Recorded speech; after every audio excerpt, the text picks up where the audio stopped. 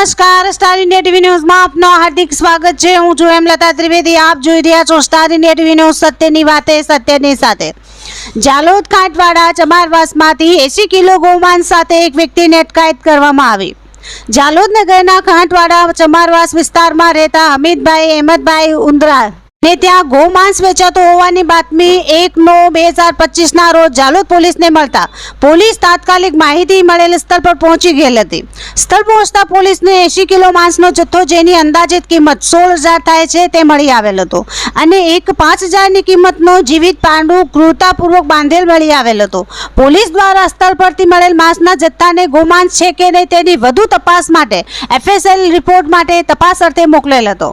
FSLના રિપોર્ટમાં મળેલ નો જથ્થો ગૌમાંસ હોવાનું પુરવાર થતા જાલોદ પોલીસ દ્વારા હમીદ અહેમદ ઉંદરા પર કાયદેસરની પોલીસ ફરિયાદ નોંધી આગળની તપાસ હાથ ધરેલ છે। Star India TV news Jhalod reporter Pankajbhai Pandit, જિલ્લા દાહોદ।